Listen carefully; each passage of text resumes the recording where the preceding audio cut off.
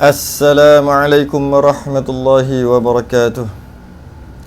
Innal hamdalillah nahmaduhu wa nasta'inuhu wa nastahdihi wa nastaghfiruh. Wa na'udzu billahi min shururi anfusina wa min sayyiati a'malina. Man yahdihillahu fala mudilla lahu wa man yudlil fala hadiya lahu. Asyhadu an la ilaha illallah wahdahu la syarika lahu wa asyhadu anna sayyidana Muhammadan 'abduhu wa rasuluh. Allahumma salli wa sallim wa barik ala sayyidina Muhammadin al-Fatih lima ughliqa wal khatim lima sabaq. Nasirul haqqi bil haqq wal hadi ila siratikal mustaqim. Sallallahu alaihi wa ala alihi wa ashabihi haqqa qadrihi wa miqdarihi al-'azim. Allahumma nawwir bil kitabi basari wa atliq bi lisani wa shrah bi sadri wa sta'mil bihi jasadi bi hawli wa quwwatika fa innahu la hawla wa la quwwata illa bika subhanaka la ilma lana illa ma 'allamtana innaka antal alimul hakim wa la hawla wa la quwwata illa billahil aliyyil azim. Amma ba'du. Alhamdulillah, kita rafa'kan kesyukuran pada hari ini sambung kitab Risalah Al-Mahid lil Mubtadi'in yang membicarakan tentang haid, nifas dan istihadah.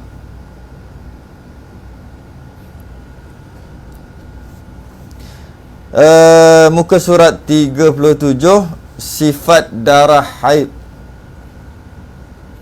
Sifat darah haid. Muka surat 37. Sifat darah haid terbahagi kepada tiga, iaitu tiga kategori atau tiga ciri, iaitu warna darah, kelikatan darah, dan bau darah.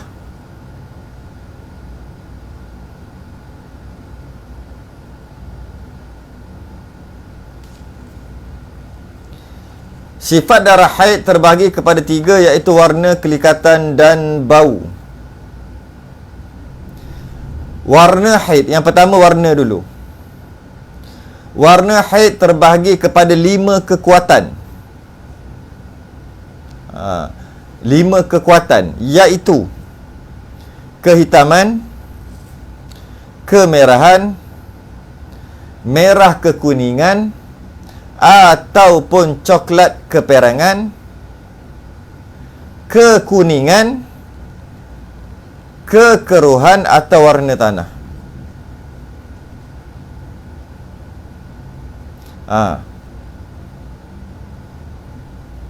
Jadi haid tu terbahagi kepada 5 kekuatan lah. Yang mana kekuatan ni akan diperlukan apabila masuk pada bab tamyiz nanti. Jadi ambil dulu bab ni, iaitu ada 5. Kehitaman, kemerahan, merah kekuningan atau coklat keperangan, kekuningan, kekeruhan atau warna tanah. Dia ada 5 kekuatan darah haid lah. Kelima-lima ni adalah darah haid, walaupun dia berbeza dari sudut kekuatan dia, kekuatan warna tu ataupun kepekatan warna tu. Itu satu sifat ni. Yang ni digunakan bila nak guna ni? Ketika tamyiz nanti.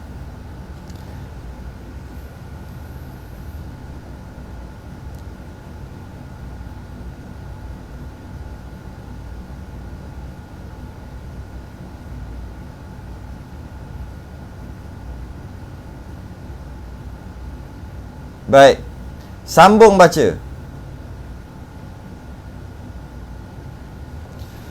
Para ulama berkhilaf tentang hukum warna kekuningan. Ada khilaf ulama tentang warna kuning ni. Dak ataupun warna keruh. Nombor 4 dengan nombor 5 tu lah ada khilaf ulama. Yang mana pendapat mu'tamad adalah haid. Tetapi pendapat kedua dalam mazhab Syafi'i juga mengatakan bukan haid.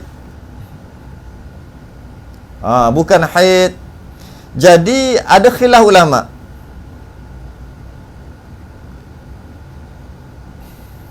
Ada khilaf ulama dalam warna kekuatan yang keempat dan kelima tu.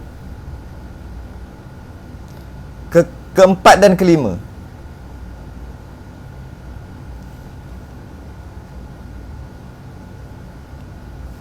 Yang mana kekuningan dan kekeruhan tadi tu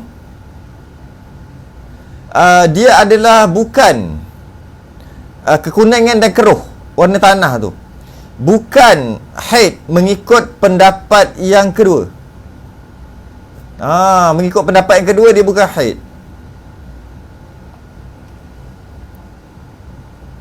Kenapa macam tu? Ianya berdasarkan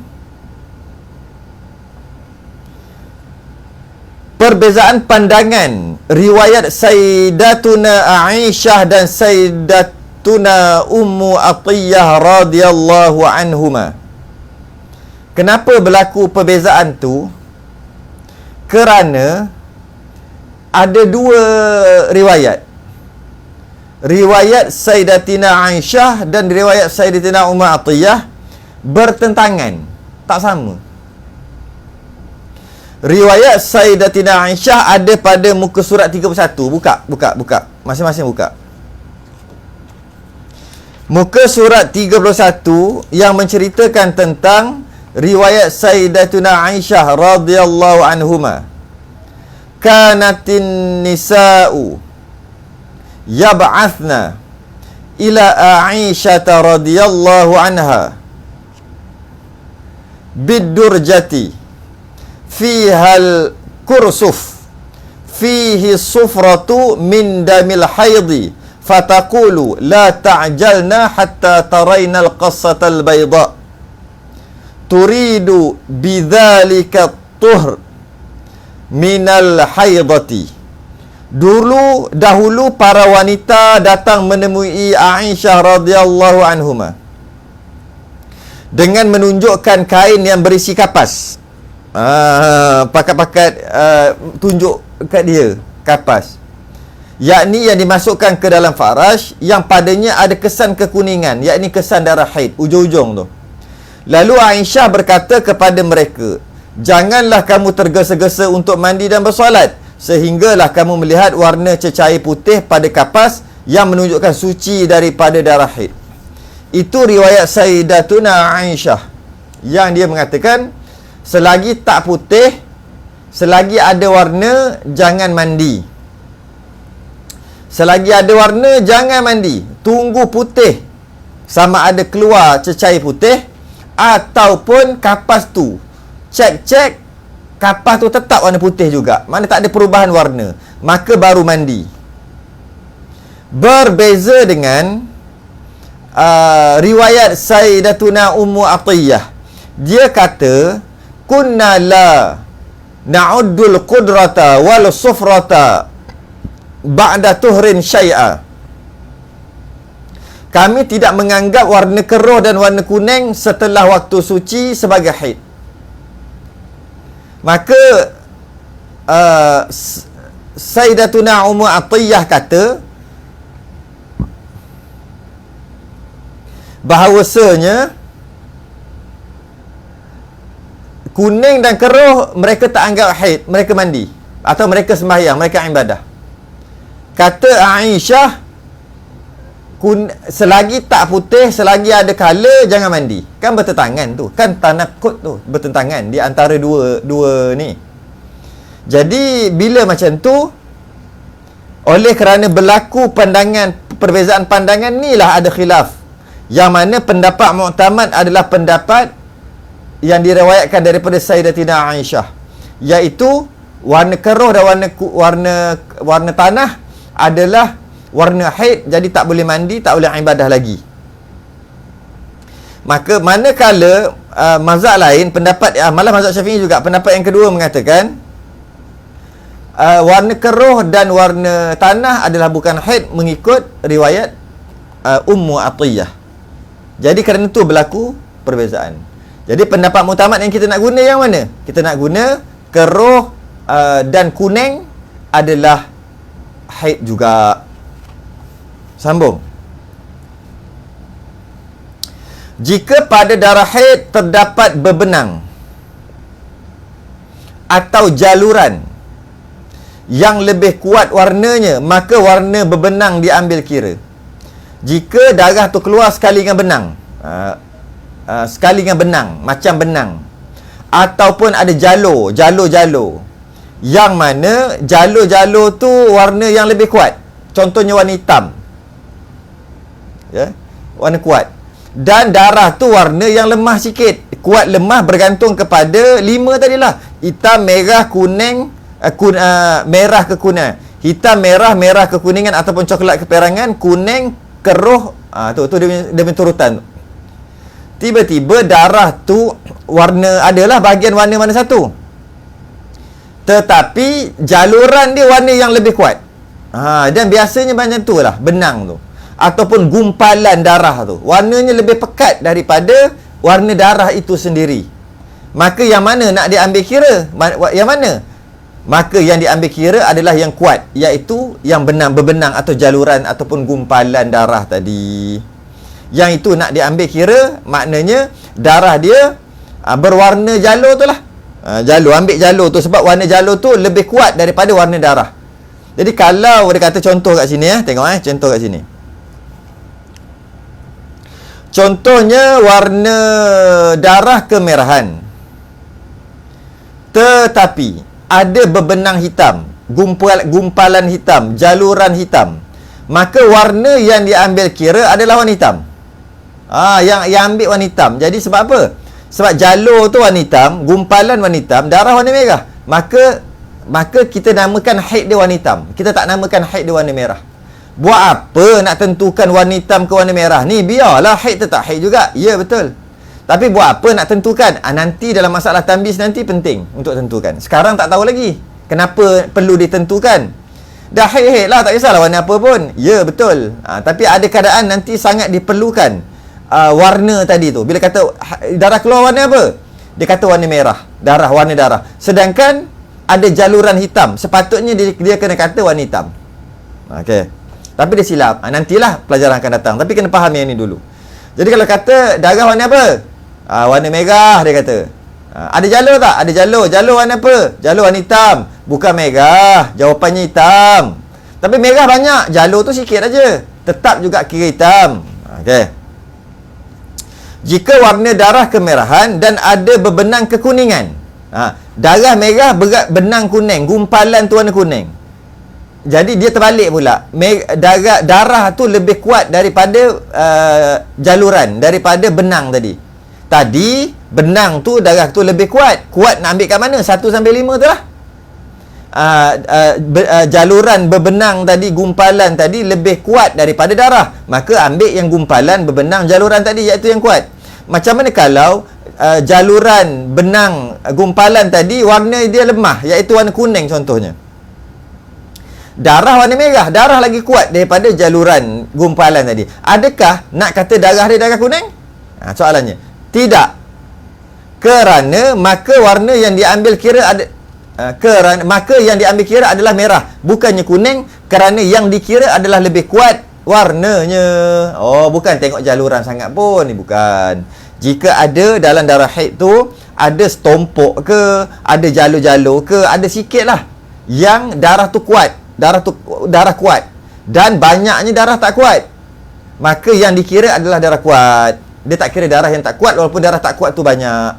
Janji ada je masa keluar darah tu ada je warna kuat, maka ambil yang kuat. Sama ada darah kuat tu, yang kuat tu yang sikit tu jaluran gumpalan, ataupun yang kuat tu darah yang banyak. Jaluran dia warna lemah, warna kuning, warna keruh jalur tu. Jarang ada, tapi buat contoh je.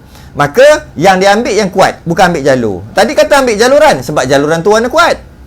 Kalau jaluran tu warna kuat, barulah ambil yang jaluran tu. Sekarang ni jaluran tu warna lemah. Darah lagi kuat. Jadi ambillah warna darah untuk didhabit, untuk dicatat. Itu aja. Okey.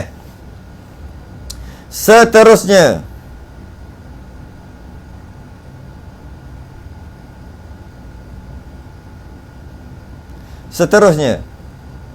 Muka surat sebelah. Bau dan kekentalan juga adalah ciri-ciri yang akan menentukan sifat darah haid. Bukan warna je. Kita baca awal-awal tadi, sifat darah haid terbagi kepada 3, iaitu warna, kelikatan dan bau. Ada 3 kan? Baru bahas warna. Maka bau dan kelikatan juga adalah ciri-ciri yang akan menentukan sifat darah haid. Warna tu, bau dan kekentalan. Ini adalah pendapat muktamad dalam mazhab Syafi'i. Jadi, nanti akan datang apabila dalam kita nak mengira yang mana haid, yang mana tidak, jika darah tu telah melepasi 15 hari 15 malam tu, nak kira. Jadi, nak kata darah tu haid ataupun tidak, dia bergantung kepada warna tadi, dan dia bergantung juga kepada bau, dan bergantung juga kepada kekentalan, kelikatan darah tadi tu, untuk menentukan mana haid, mana istihadah. Nantilah. Tapi sebagai basicnya kena faham tu dulu. Ya. Jadi kalau darah tu lebih 15 hari, nak kata darah tu haid ke istihadah, mana haid mana istihadah, dia berdasarkan kepada warna, dicampur dengan bau, dicampur dengan kekentalan atau kelikatan darah tadi, maka dapat tentukan berapa hari haid dia. Tu ciri-ciri yang perlu dicampur. Bukan pakai warna saja. Ini adalah pendapat muktamad dalam mazhab Syafi'i. Bagaimanapun, pada pendapat dhaif, penentuan haid hanya dengan sifat warna saja. Dia ada khilaf kat sini dalam mazhab Syafi'i juga. Jadi, pada mazhab Syafi'i juga, cara nak menentukan haid, tengok warna je. Tengok warna je. Kalau warna apa, warna apa? Warna, keluar warna hitam, kemudian keluar warna merah, lebih 15 hari, maka hitam adalah haid. Habis bau, warna merah ni ada bau lebih sikit, bau dan sebagainya, itu tak dikira. Itu pendapat dhaif, bukan pendapat muktamad. Pendapat muktamad, bau juga dan kelikatan, kekentalan diambil kira. Jadi bila nak guna pendapat dhaif ni? Bila nak guna pendapat dhaif ni? Guna apabila tak reti nak kira dah. Tak reti nak kira dah. Nak kira macam mana ni, terlalu complicated. Maka waktu tu dia haruskan kita pakai pendapat dhaif, iaitu tengok colour je, tengok warna je. Untuk menentukan mana haid, mana istihadah. Ini juga perbahasan akan datang nantilah. Dan ini juga mungkin boleh digunakan apabila ada orang tanya soalan. Bila orang tanya soalan, kita tahulah. Dia tanya dan dia tak beri maklumat yang cukup. Biasa orang tanya soalan gitu lah. Maklumat dia mesti tak cukup. Bila kita tanya, dia pun tak reti nak cakap. Jadi bila macam tu, kita boleh bantu dia yang tanya tentang haid dia ni, hanya sekadar menggunakan warna. Warna darah. Warna apa? Berapa hari? 10 hari warna apa? Warna hitam. Lepas tu keluar warna apa hari ke-11 tu? Warna merah. Sampai hari ke-berapa? Sampai hari ke-16. Maknanya dah lebih 15 hari lah. Sebanyak-banyak haid dah lebih. Maka haidnya hanya 10 hari saja. Tengok colour.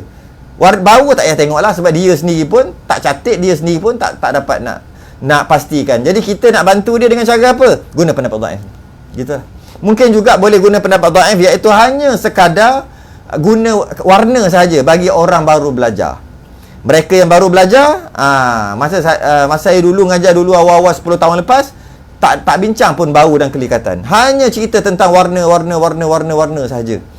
Maka dah dapat jawapan dah. Sebab apa kata begitu? Sebab pendapat dhaif masih lagi diterima. Hanya menggunakan warna, ciri warna sebagai nak menentukan mana haid dan mana istihadah. Itu pun payah nak difahamkan orang ni. Lepas baru-baru ni baru start bau dan kelikatan. Itu baru mula sempurnakan kaedah tu. Habis. Seterusnya, keputihan. Sebahagian perempuan ada mengalami keputihan atau vaginal discharge yang disebabkan oleh tindak balas tubuh. Jadi maknanya sebahagian perempuan dia akan keluar keputihan. Malah keputihan ni dia dah jadi macam normal dah. Malah siapa yang tak keluar keputihan pula rasa macam tak normal. Seolah-olah macam tu dah pula. Sebab memang terlalu lazim, terlalu biasa terjadi seorang perempuan keluar keputihan. Jadi gitu dah sekarang. Tak pernah keputihan, macam tak normal aja. Dia seolah gitu dah pula. Kerana boleh dikatakan setiap perempuan akan ada keputihan. Cuma berat dengan ringan je. Teruk dengan tak teruk ke? Banyak dengan sikit. Berbau dengan tak berbau. Ketara dengan tak ketara aja. Tapi memang ada discharge ataupun kita panggil keputihan. Kenapa terjadi gitu? Sebab tindak balas tubuh. Kadang-kadang tindak balas tubuh sebab pemakanan, sebab luaran bakteria, sebab kebersihan. Maka dengan sebab-sebab masalah sebab kebersihan, masalah pemakanan, masalah cuaca, masalah keturunan, tindak balas tubuh, hormon, macam-macam. Jadi menyebabkan tubuh tu dia bertindak balas. Hasil kesan daripada tindak balas tubuh itu, maka adalah yang dia panggil keputihan. Macam tu juga tindak balas tubuh kita dekat kulit. Dengan keadaan panas dan lembab menyebabkan daki kita ada mudah banyak daki. Tu tindak balas badan, banyak daki kita.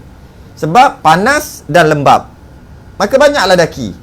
Panas dan kering, kurang sikit daki. Tindak balas tubuh. Kadang-kadang sebab bermakanan. Dengan dia makan makanan, kalau orang tua-tua dulu tak bagi makan beberapa perkara, tak bagi makan, dia makan juga. Tak bagi makan kubis. Ni orang-orang dulu lah. Orang dulu tak bagi makan tembikai. Bukan apa, takut tadilah tindak balas tubuh. Tak semua orang, tapi kebanyakan orang dia akan sebab pemakanan tadi akan jadi keputihan.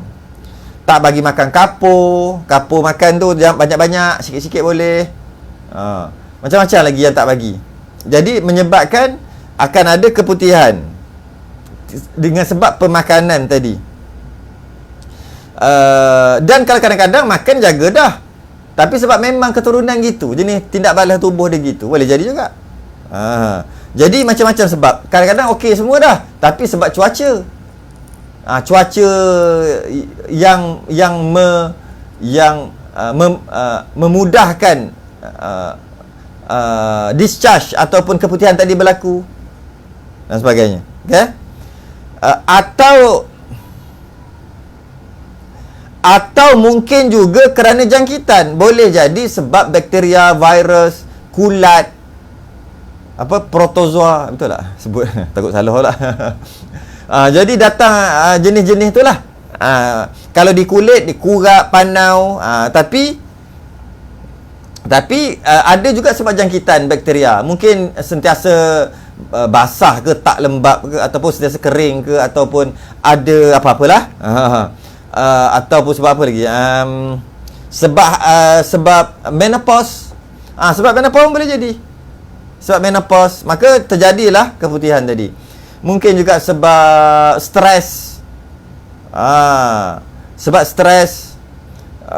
Stres pun boleh jadi. Mungkin sebab hormon sebut tadi. Mungkin sebab hamil, sebab mengandung, boleh jadi. Yang kesan-kesan yang punca daripada rahim, masalah rahim, boleh jadi. Boleh jadi sebab mengandung. Orang sebut tadi kehamilan. Boleh jadi sebab sabun ataupun chemical, sabun pembersih lah, apalah chemical. Orang dulu pakai sirih je, air sirih je. Sekarang macam-macam dah produk ada, bahan kimia lagi, tindak balas kimia, chemical reaction, betul tak? Kalau salah kena tegurkan lah. Jadi dengan sebab-sebab tadi, ataupun sebab pemakanan tadilah, tak boleh makan air, tak boleh makan gula, tepung gandum, semua antara-antara yang orang tua-tua dulu tak bagi makan. Jadi bila macam tu makan juga, maka datanglah tindak balas badan tu, menyebabkan keputihan. Okey. Jadi hukum keputihan ni apa? Okey. Hukum keputihan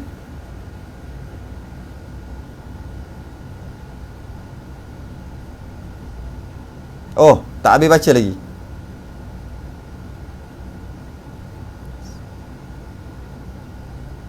Kejap, belum habis baca lagi. Okey. Hukum keputihan terkadang ianya suci dan terkadang najis. Keputihan ni ada yang suci, ada yang najis. Tengok keadaan dia. Berbeza dengan lembapan faraj, rutubah al-farji. Ianya umpama peluh dan hukumnya suci dengan kesepakatan ulama. Mengikut kesepakatan ulama, tak ada khilaf.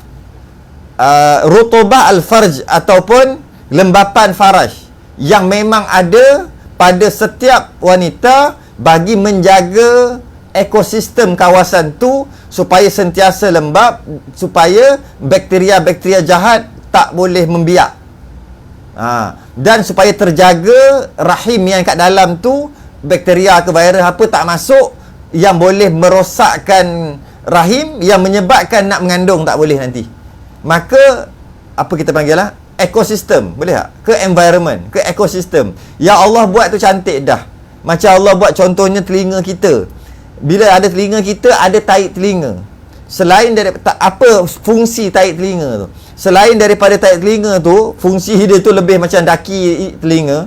Fungsi dia juga adalah nak menjaga ekosistem. Kalau betul lah, kalau boleh guna perkataan ekosistem lah, persekitaran telinga, supaya sentiasa lembap, supaya kalau ada binatang-binatang apa dia melekat kat tahi telinga, dia tak masuk sampai ke gegendang dan sebagainya. Allah buat gitu. Begitulah mulut kita, sentiasa ada air liur kat bawah lidah dia, keluar kelenjar dia, supaya tak kering mulut. Jika kering mulut menyebabkan gusi jadi begitu, begini, begitu, gini, gitu, gini, maka Allah buat cantik dah. Dia letak air liur ataupun kelenjar air liur kat bawah lidah, dia sentiasa keluar, menyebabkan basah. Jadi mulut kita tu boleh digunakan untuk berzikir. Bukan boleh gunakan untuk makan aja. Boleh gunakan untuk berzikir. Jadi Allah buat tu cantik dah. Macam tu juga mata kita, biji mata ni, dia ada lendir ataupun ada air, ada lendir. Yang mana kalau tak ada lendir, Allah, dia panggil apa benda lah, rengsa ke apa nama dia. Yang kalau kita celek, pejam celek, Allah terasa macam, nak cakap macam ni, macam tak cukup air lah senang kita. Maka Allah dah ada dah tepi ni, tepi mata ni, kok tepi ni, ada satu lubang yang dia keluar macam air lah, kita kata air yang sentiasa membasahi, supaya kita berkelip-kelip beribu kali sehari kita kelip ni, tak ada rasa apa pun berkelip, sebab ada tu. Maka Allah buat cantik dah. Hidung kita ada lendir-lendir, ada tahi hidung yang menjaga. Debu-debu melekat dekat tahi hidung yang lembap tadi, asalnya lembapan, akhirnya jadi tahi hidung. Sebab apa? Daki-daki, debu-debu, dia melekat kat situ, tu jadi tahi hidung. Jadi adalah cecair. Allah buat cantik dah, siap ada bulu-bulu dalam hidung lagi.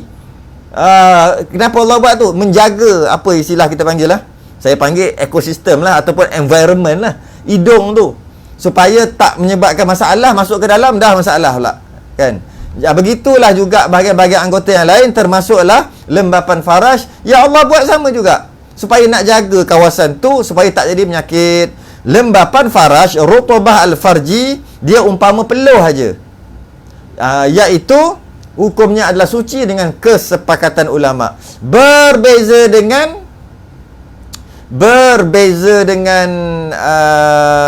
keputihan. Keputihan ada keadaan ianya suci dan tidak membatalkan wuduk, ada keadaan ianya najis dan membatalkan wuduk. Keputihan berbeza. Berbeza. Kita nak bahas keputihan ni. Hukum keputihan pula. Hukum keputihan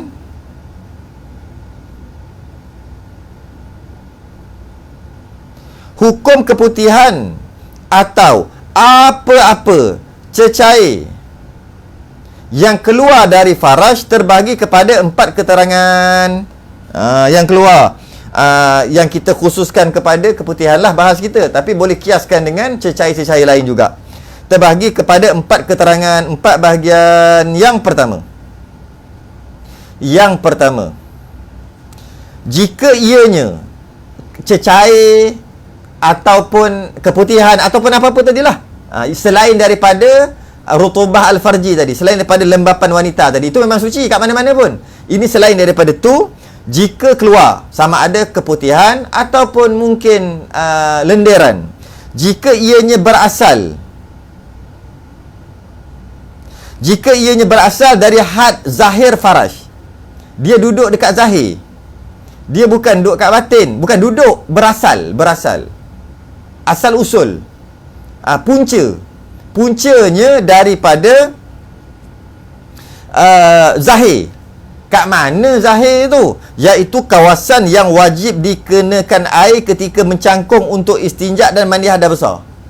Bagi orang perempuan, sebenarnya orang lelaki pun sama, ketika mandi wajib duduk kerana ada anggota, ada organ, ada kawasan, ada juzuk-juzuk tubuh yang ketika berdiri dia masuk ke dalam. Sedangkan dia zahir wajib dia basuh ketika mandi wajib. Jadi macam mana nak keluarkan nak keluarkan juzuk-juzuk, bahagian-bahagian yang dah termasuk dalam ni? Kena duduk. Bila duduk baru dia keluar. Kalau berdiri dia masuk ke dalam. Sedangkan dia bukan duduk dalam, dia duduk luar sebenarnya. Jadi nak mandi wajib kena basuh yang luar, yang zahir. Jadi tak nak wajib duduk. Macam tu juga ketika nak istinja, basuh, buang air kecil nak basuh, ada najis-najis nak basuh. Ketika nak basuh tu, kalau dalam keadaan berdiri, ada kawasan yang tak kena. Kawasan tu zahir, kawasan tu luar sebenarnya, tapi tak kena pakai air. Sebab apa tak kena? Sebab dia dah termasuk ke dalam. Macam mana nak suruh dia keluar? Kena duduk. Okey. Ketika ni kata ni, jika lenderan, jika keputihan, dia keluar daripada kawasan itu. Kawasan apa? Kawasan zahir, yang dia duduk kat dalam, tapi bila duduk bercangkung dia keluar. Sebenarnya zahir tu berasal daripada luar, zahir tu. Maka keputihan atau lembapan atau lendir-lenderan itu suci dan tidak membatalkan wuduk. Suci dan tidak membatalkan wuduk. Satu.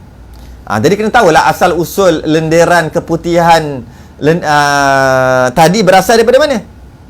Ataupun kelenjar dia duduk kat mana? Okey. Nombor 2. Jika ianya berasal dari batin faraj. Batin pula mana? Paling dalam. Maka ianya najis. Dalam tu, dekat rahim tu, dalam tu. Ianya najis dan membatalkan wuduk jika asal usul keputihan, asal usul lenderan daripada situ. Dia asal dekat situ, cuma dia mengalir sampai keluar. Daripada mana? Dalam sungguh. Okey? Yang tak terjangkau, dalam sungguh. Ulama bersepakat, dia kalau doktor dia akan tunjuk lah gambar rajah tu. Gambar rajah tu dia akan tunjuk sini. Saya nak cari gambar rajah tu macam pelik pula. Takkan ada gambar rajah sistem reproduksi perempuan tu kan? Kan ada kan? Dia dekat situ, dalam sungguh. Yang dekat apa benda telur dua tu, apa nama dia panggil lah? Tu lepas tu gitu benda tu lepas tu ke bawah kan. Tu di sini, situ. Macam ni, lepas tu dia macam ni. Yang tu. Itu adalah maksudnya. Okey. Okey, jika ianya berasal dari batin faraj paling dalam, maka ianya najis dan membatalkan wuduk. Ulama bersepakat menghukumkan mazi adalah najis dan membatalkan wuduk. Sepakat yang itu mazi. Yang mana ianya berasal daripada dalam tu lah.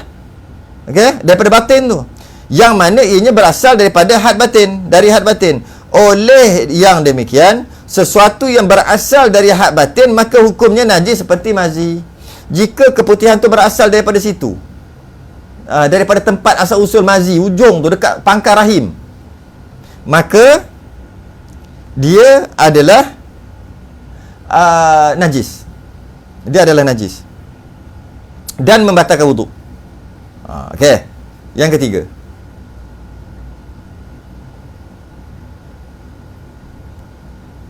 ketiga, jika ianya berasal dari tengah-tengah antara zahir dan batin. Duduk tengah-tengah. Yang tadi dalam sangat, yang tak terjangkau. Yang mula-mula sebut tadi luar saja, iaitu duduk dah keluar dah, bercangkung tu. Okey? Dia duduk tengah-tengah. Macam mana? Duduk tengah-tengah. Maka berlaku khilaf di kalangan ulama. Jika keputihan, lendiran berasal dari situ. Situ tu mana? Bukan yang paling dalam dan bukan yang luar tadi. Yang zahir tu memang suci, kesepakatan ulama. Yang dalam tu jika berasal daripada situ keputihan atau lendiran tadi, maka ianya najis dan membatalkan wuduk mengikut kesepakatan ulama. Habis duduk tengah-tengah tu macam mana? Yang tengah-tengah tu ada khilaf. Khilaf di kalangan ulama mengenainya. Syekh Ibn Hajar berpendapat ianya suci. Kat situ suci. Dengan maksud yang ada dekat batin dalam tu itu je, berasal daripada situ je najis. Jika keputihan atau lendiran itu berasal daripada batin dalam tu najis. Jika dia berasal selain daripada dalam, duduk luar sikit, maka dia adalah suci. Sama ada luar sungguh ataupun di antara yang dalam tadi tu. Kata Syekh Ibn Hajar. Dan kata Syekh Ramli berpendapat ianya najis. Ianya najis. Dengan maksud dekat situ najis. Jadi maknanya kata Syekh Ramli, jika yang paling dalam najis, yang paling dalam adalah najis, yang paling luar yang kata kena bercangkung tadi itu adalah suci, habis di antara tu najis juga. Jadi kita nak pakai yang mana? Mu'tamad adalah Ibn Hajar, iaitu yang najis hanya yang duduk dalam saja, yang berasal daripada dalam saja. Yang berasal daripada tengah dan paling luar itu suci. Suci. Itu mu'tamad. Dan ianya lebih memudahkan kita lah. Memudahkan. Ianya juga berlaku khilaf sama ada membatalkan wuduk atau tidak. Jadi samalah. Jika pendapat Ibn Hajar, jika keputihan atau lendiran tadi berasal daripada luar, tak batal wuduk, tak najis. Kalau berasal daripada dalam sikit, tak batal wuduk dan tak najis, kata Ibn Hajar. Tapi kalau berpunca daripada dalam sekali, maka ianya najis dan membatalkan wuduk. Itu kata Ibn Hajar. Itu pendapat mu'tamad. Kata Syekh Ramli, bukan. Jika dia berasal daripada luar, ianya suci dan tidak membatalkan wuduk. Luar, yang masuk bercangkung tadi. Jika dia berasal keputihan atau lendiran tadi berasal daripada tengah-tengah, dia adalah najis dan membatalkan wuduk. Jika dia berasal daripada dalam, najis dan membatalkan wuduk. Jadi Syekh Ramli agak ketat sikitlah masalah ni. Ibn Hajar agak ringan sikit, dan pendapat mu'tamad adalah Ibn Hajar, iaitu hanya yang berasal daripada dalam sahaja, batin dalam sungguh, yang membatalkan wuduk dan najis. Maka ia lebih memudahkan wanita-wanita yang seterusnya. Bukan yang seterusnya, belek lagi.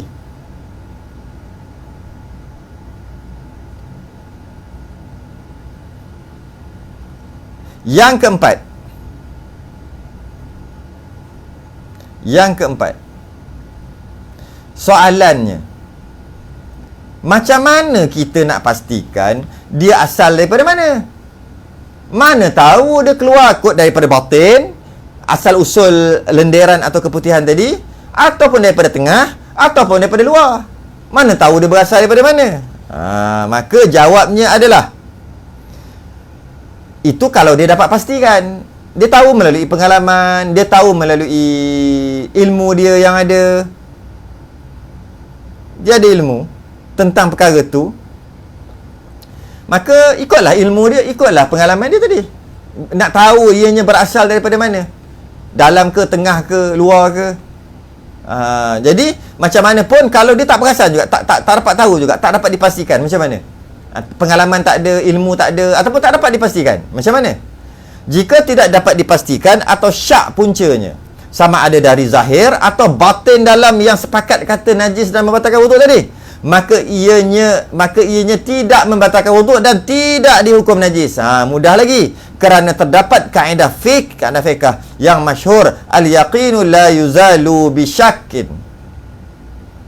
Yakin bermaksud yang diyakini tidaklah dapat dihilangkan semata-mata dengan syak.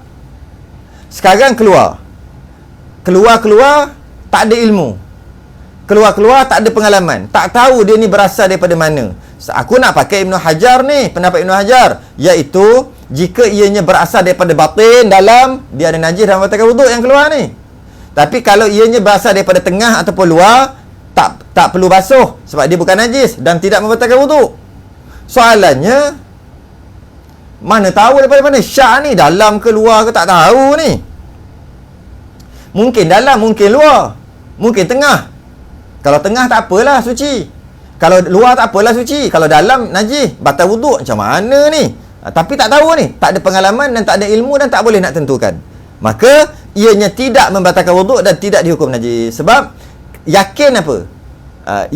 Tengok, sambung lagi asal bagi sesuatu itu adalah suci dan kesuciannya tidak boleh dihukum najis semata-mata kerana kesangsian terhadap sesuatu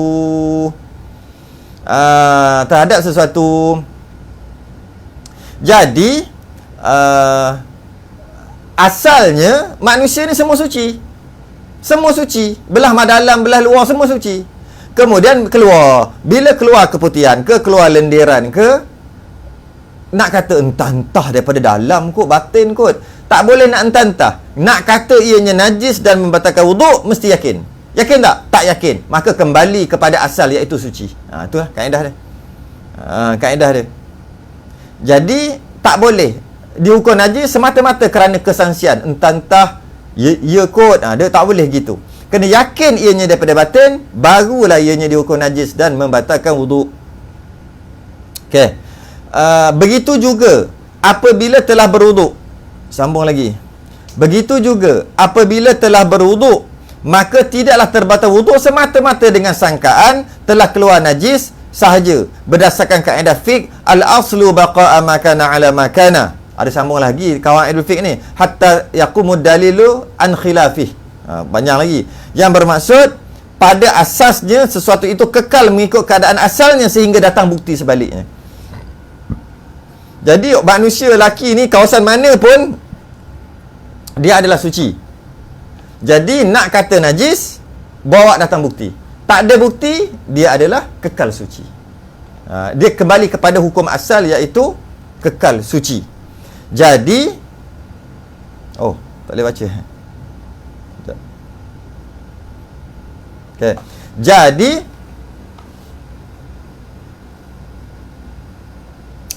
Jadi bergantung kepada pengalaman dan ilmu dia lah dalam menentukan tu. Dalam menentukan daripada mana asal usul ni. Kalau boleh tentukan dalam lah, maka najis lah, batal wuduk. Kalau tak boleh tentukan, ikut kaedah asal, suci. Suci. Okey. Okey, ada ke alamat-alamat, tanda-tanda yang nak menambahkan ilmu, menambahkan keyakinan, nak tahu dia daripada mana? Nak tahu dia daripada mana? Ada ke tanda-tanda, alamat? Ada tak? Ada. Apa alamat dia? Seterusnya.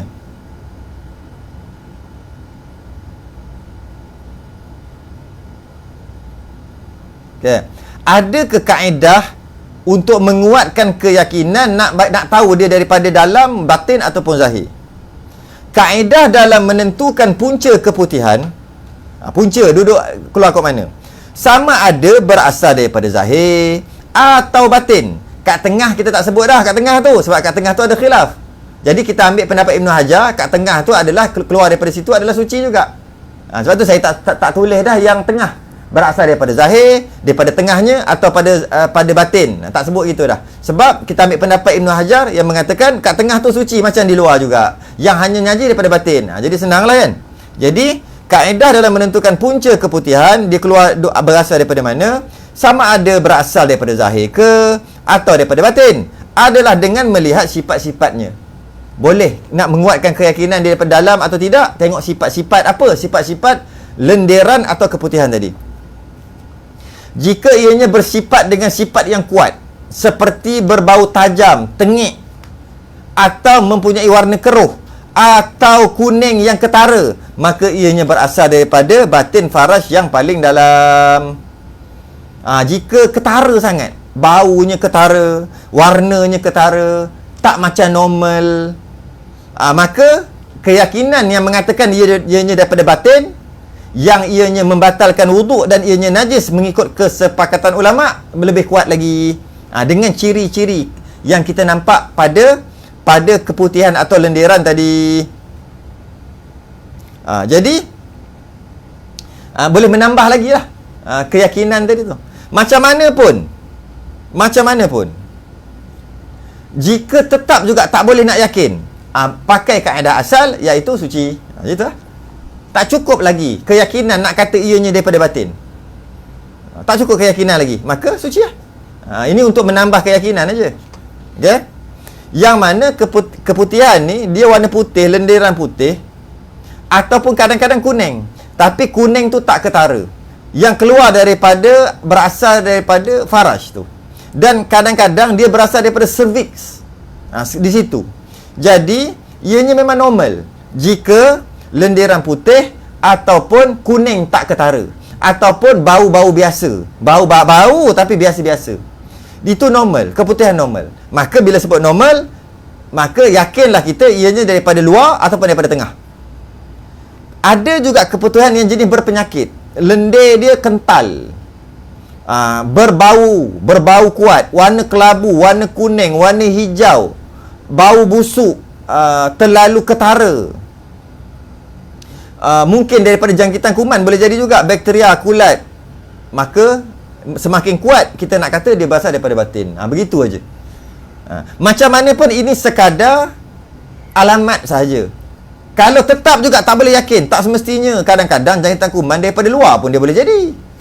Asalnya warna putih, bila kena bakteria, kena kulat gitu gini-gini, dia jadi warna kuning yang ketara, sedangkan dia bukan daripada dalam, daripada luar. Kata gitu. Maka tak boleh dipastikan juga daripada dalam atau luar, walaupun ada ciri-ciri bau dan sebagainya. Makna ke suci? Kena yakin sungguh nak kata ianya daripada dalam. Okey.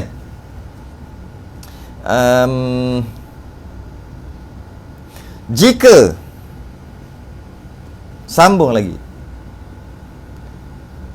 jika keluar keputihan yang berwarna keruh atau kuning yang merupakan petanda akan datang haid, atau keluarnya di penghujung sebagai tanda hampir berhentinya haid, maka ianya adalah haid, kerana kuning dan keruh adalah salah satu dari warna-warna darah haid. Katakanlah tiba-tiba dia keluar time bila? Time nak datang haid. Maksudnya tanda-tanda haid nak datang, tapi haid tak datang lagi. Tiba-tiba keluar kuning. Itu haid. Dengan syarat dah suci 15 hari yang kita akan bahas nantilah. Itu adalah haid dah. Kuning tu haid. Keruh tu haid. Warna tanah tu haid. Selang berapa lama baru keluar haid. Maka sah-sah dah yang kuning keruh tadi haid. Sebab dia warna haid. Dan ataupun dia berada di hujung, dah warna hitam pekat, lepas tu merah, lepas tu coklat-coklat sikit, lepas tu akhir sekali warna kuning, last sekali warna keruh. Warna keruh, kuning dan keruh tadi tu kan. Dan ada keputihan sekali, maka itu haid. Sebab dia bersambung dengan haid, maka ianya haid. Habis yang kita bincang tadi tu apa? Yang kita bincang tadi, dia bukan duduk waktu haid. Contohnya, kita ambil contoh 1 hari bulan sampai 5 hari bulan datang haid. 1 hari bulan sampai 5 hari bulan datang haid. Lepas tu berhenti, 6 hari bulan dah tak ada dah, 6 hari bulan. Lepas tu hari yang ke-16, hari yang ke-16, 16 hari bulan, datang warna keruh, warna kuning tadi, warna keputihan tadi datang, keputihan tadi. Di situ. Barulah kaedah tadi. Kaedah tadi. Yang ini kalau dia bersambung dengan darah haid, maka haid lah dia, walaupun dia tu keputihan. Sebab warna kuning dan keruh adalah warna haid. Yang kita bincang ni kalau dia tak duduk dekat haid, dia tak bersambung dengan haid, baru nak kata ni apa ni kuning ni.